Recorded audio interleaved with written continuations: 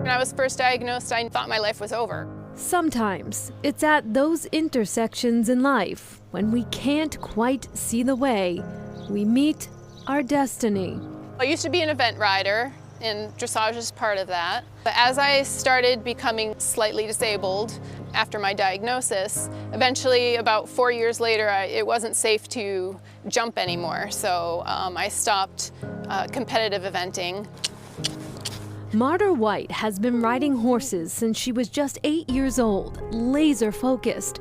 She says on someday riding in international competitions, on a path toward the Olympics. But that all changed several years ago. After I had been riding for a while, or if I was doing something more strenuous like a lot of galloping or half seat position, my right leg would start feeling a little numb and would start getting weak. After a particularly alarming flare-up, she rushed to the hospital. Multiple tests later, she was diagnosed with multiple sclerosis. I approached it like, okay, so I have MS, but I'm not going to let this get me. I'm just going to press through and it's not going to slow me down.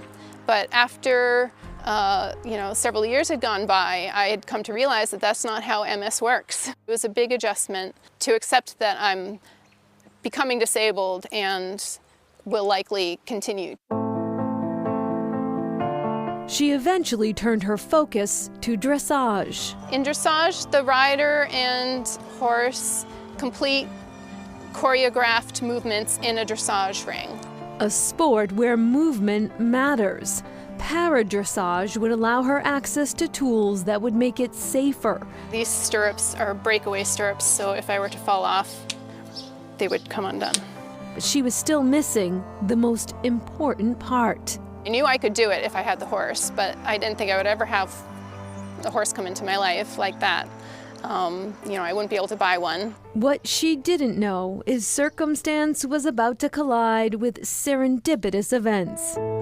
Meanwhile, Simply, in her past life, she was also an event horse. She experienced, when she was 9 years old, a freak accident when she was jumping off a bank, and she wrenched something in her pelvis, deep in her pelvis, and she was unsound after that.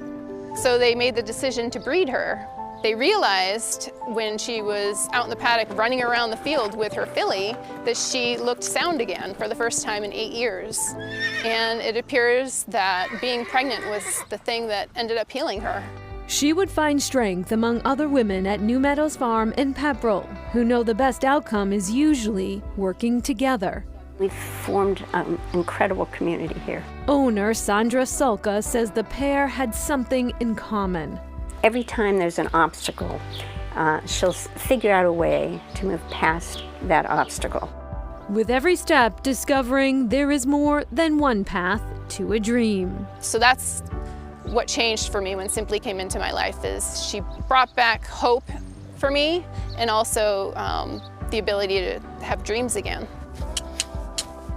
Just 18 months together, though the bond was certainly formed before they even met. We're both coming back from something, her from her supposed career-ending injury, and me just getting a new outlook on life. Preparing now for what once seemed lost, a chance at that Olympic dream. Moving forward with my life and looking forward to the future, there are things, exciting things on the horizon.